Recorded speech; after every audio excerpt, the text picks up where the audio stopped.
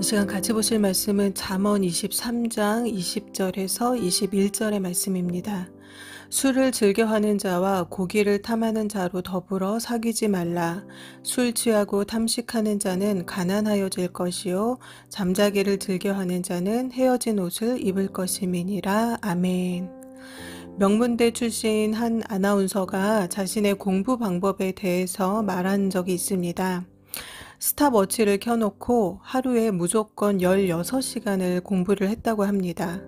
몇 시부터 몇 시까지를 정해놓은 것이 아니라 스탑워치로 16시간의 공부의 양을 매일매일 채웠다라는 것이죠. 하루 24시간 중에 16시간을 공부를 했으면 남는 시간은 8시간인데 이 8시간으로 잠도 자고 식사도 하고 씻기도 한 것입니다. 한 번은 너무 공부만 하는 딸이 걱정이 돼서 부모님께서 집안의 두꺼비 집을 내려버리셨다라고 합니다. 그러자 이불을 뒤집어 쓰고 작은 불을 켜서 공부를 했다라고 그렇게 말을 했습니다. 제가 글을 하나 읽어드릴 텐데요. 김연아 선수의 7분 드라마라는 책의 그 글의 일부를 한번 여러분들과 같이 나누려고 합니다. 훈련을 하다 보면 늘 한계가 온다. 근육이 터져버릴 것만 같은 순간, 숨이 턱까지 차오르는 순간, 주저앉아버리고 싶은 순간, 이런 순간이 오면 가슴 속에서 뭔가가 말을 걸어온다.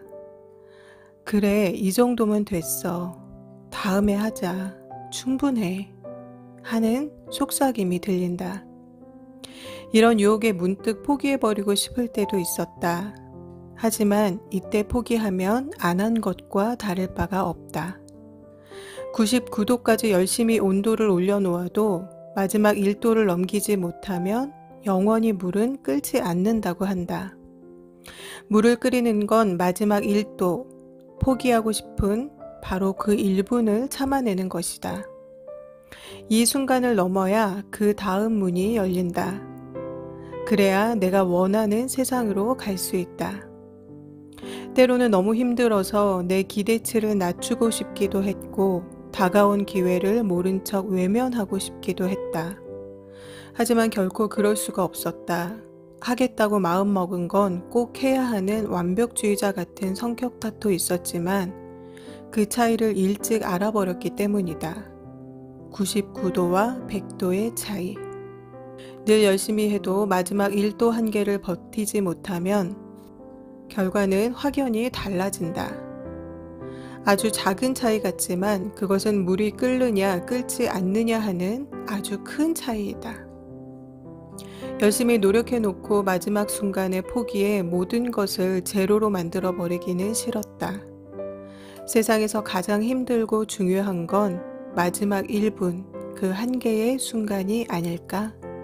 김연아 선수의 7분 드라마라는 책의 일부입니다. 성공하는 사람들의 공통점은 절제함과 꾸준한 습관입니다. 목표하는 것 외에 다른 모든 것들은 철저하게 절제합니다. 적당히 해서는 원하는 목표에 절대로 도달할 수 없기 때문입니다. 그리고 작은 습관들을 꾸준히 끝까지 실천해 나갑니다. 그 습관들이 원하는 목표치에 다다르게 해주기 때문입니다. 초대교회에서 중세교회로 넘어가는 시대에는 수도원 운동이 생겨났습니다.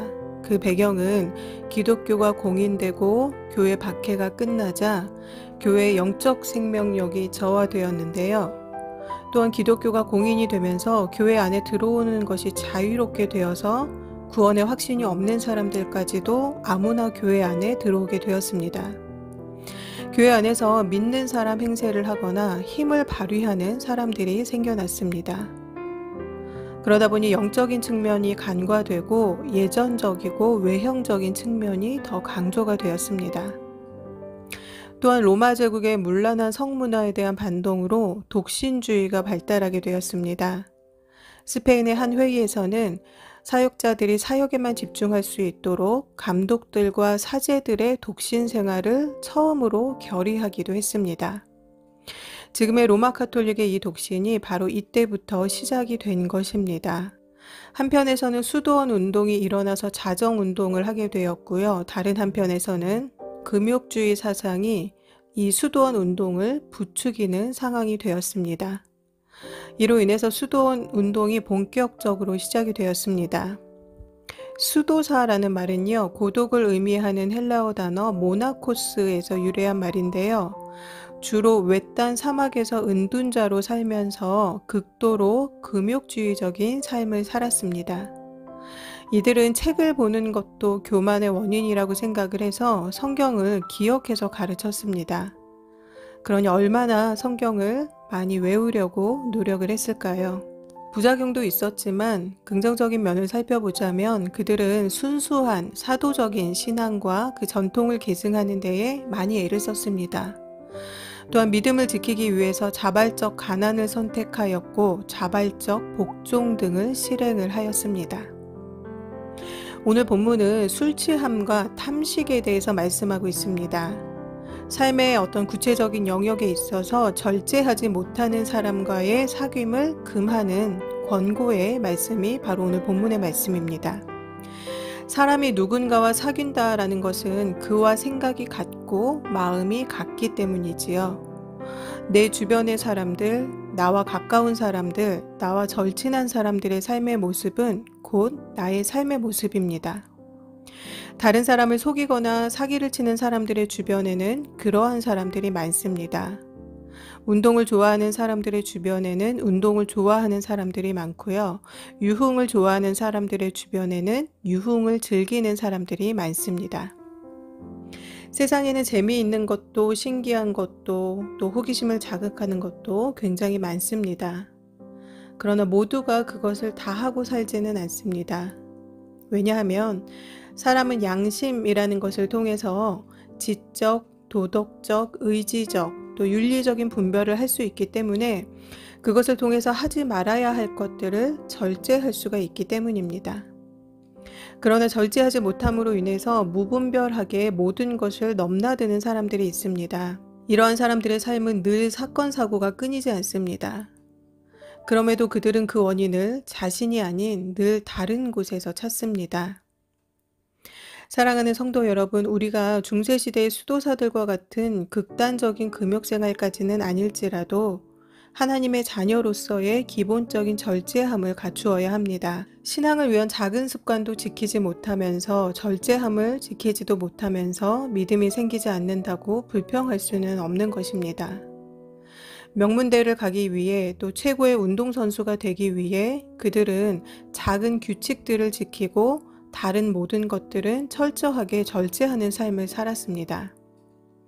최고의 신앙인이 되기 위해서 또 하나님과 가까이에서 교통하기 위해서 또 하나님의 음성을 최고로 잘 듣기 위해서 우리는 무엇을 해야 할까요? 성령의 전인 우리의 몸을 깨끗하게 해야 합니다.